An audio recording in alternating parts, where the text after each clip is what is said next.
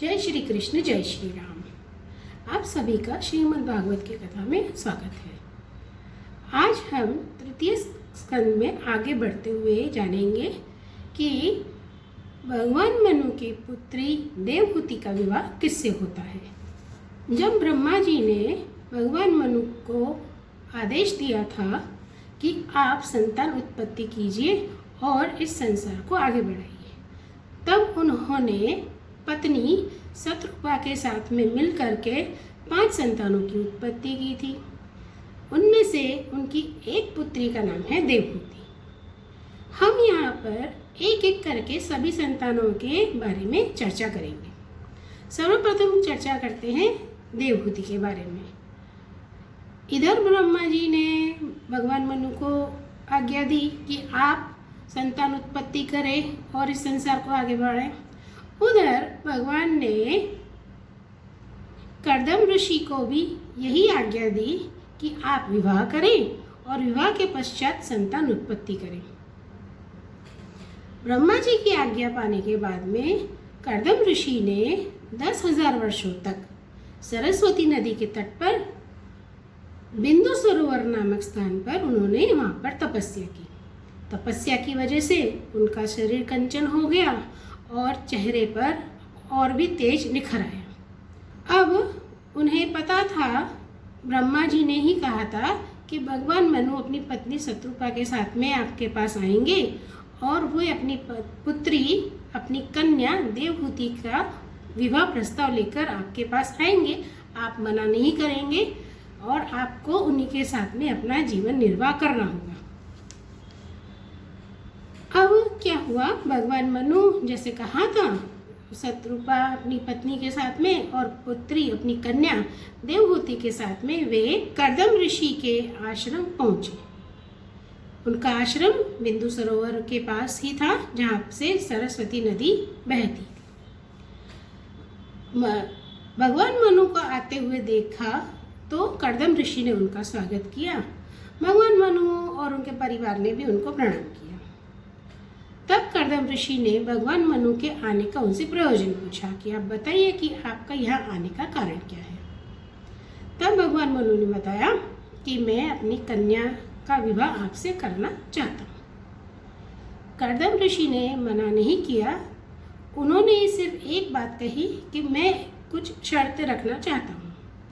सबसे प्रथम उन्होंने कहा कि हमारा जब भी विवाह होगा तो संतान उत्पत्ति मनोरथ के लिए ही हमारा विवाह होगा और इसमें वेदों के सारे मंत्र बोले जाएंगे, वेदों की ऋचाएं का उच्चारण होगा। विवाह का लक्ष्य है संतान उत्पत्ति करना, यही मनोरथ से हम विवाह करेंगे। दूसरा उन्होंने कहा कि संतान उत्पत्ति के बाद में मैं संसार को त्याग करके संन्यास ग्रहण करूंगा, संन्यास अपनाऊंगा। अगर आपको मेरी शर्तें मंजूर हों तो मैं विवाह के लिए तैयार हूँ। अब देवहूति को कर्दम ऋषि बहुत पसंद आ गए थे। उन्होंने कहा कि ठीक है, मैं आपकी शर्तें मानने के लिए तैयार हूँ और इन्हीं शर्तों पर कर्दम ऋषि और देवहूति का विवाह हुआ। विवाह के पश्चात अब माता पिता हैं तो रोना तो आएगा बेटी विदा करते वक्त। तो भगवान मनु और माता शत्रुपा को बहुत दुख भी हुआ, लेकिन विवाह के जो भी संस्कार हैं उसमें जो भी रीतियाँ होती हैं वे सब पूरी की और उन्हें विदा किया। जब भगवान मनु ने उनको विदा किया उसके बाद में फिर कर्दम ऋषि और माता देवहूति अपने आश्रम पर आ गए।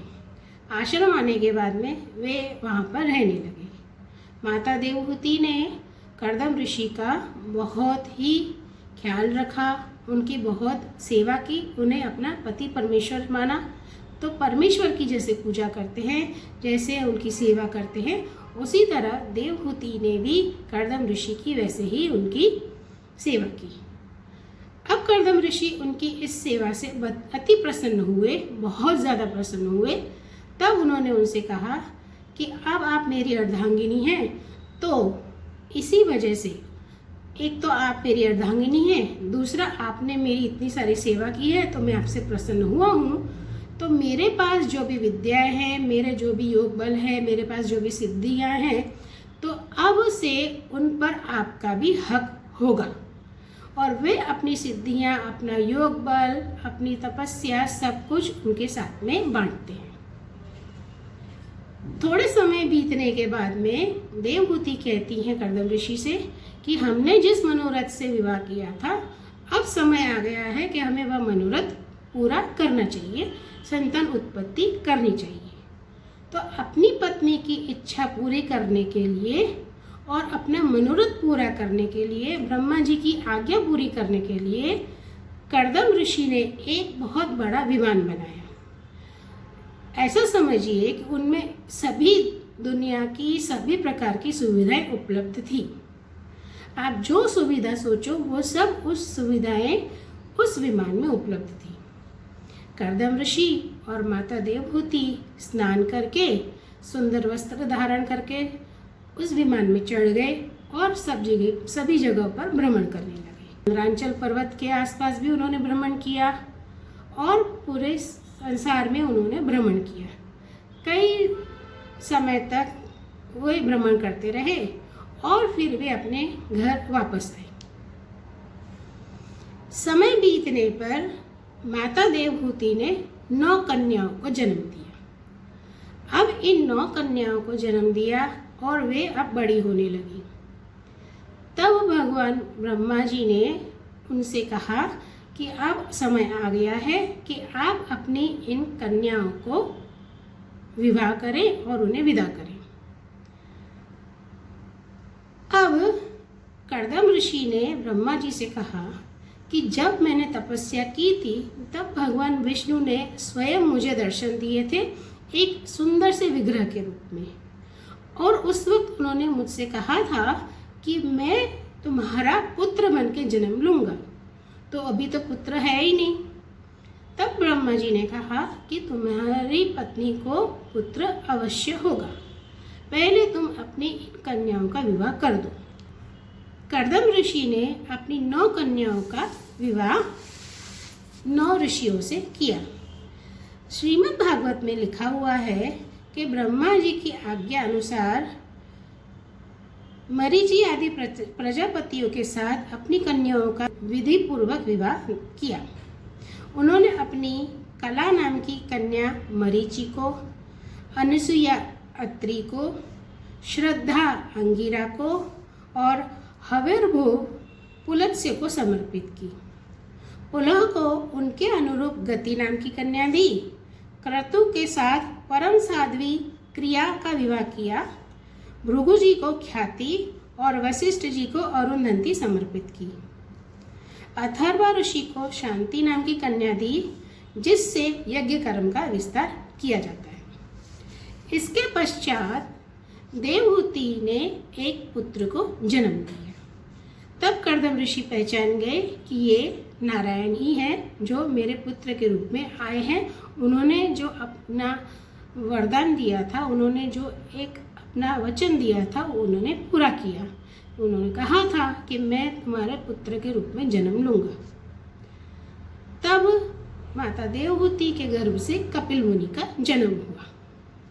कर्दम ऋषि जानते थे कि ये भगवान नारायण स्वयं हैं। तब एक दिन उन्होंने अपने पुत्र कपिल को नमन किया और उनसे कहा कि मैं जानता हूँ कि आप स्वयं नारायण हैं। अब आप मुझे आज्ञा दीजिए कि मैं अब अपना आगे का जीवन सन्यासी बनकर के जीऊँ।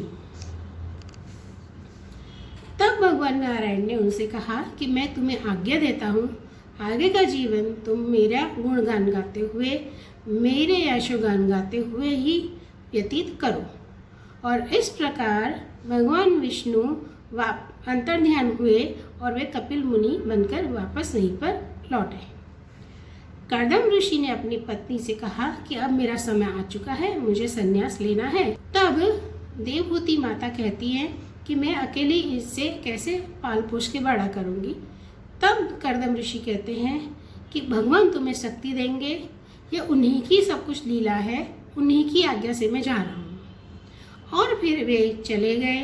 उन्होंने कई जंगलों में, कई देवस्थानों में और पूरे धरती पे पूरे धरती पर वे भ्रमण करते हुए, भगवान का गुण गाते हुए, भगवान का यश गाते हुए वे अपना सन्यासी जीवन जीने लगे और फिर समय आने पर वे वैकुंठ धाम पहुंच गए। आगे की वीडियो में जानेंगे कि माता देवहूति ने कपिल मुनि से क्या प्रश्न किए और कपिल मुनि ने उन्हें सांख्य योग और भक्ति योग की शिक्षा कैसे दी। आपको ये वीडियो कैसी लगी है कृपया कमेंट करके ज़रूर बताइएगा। धन्यवाद। जय श्री कृष्ण, जय श्री राम।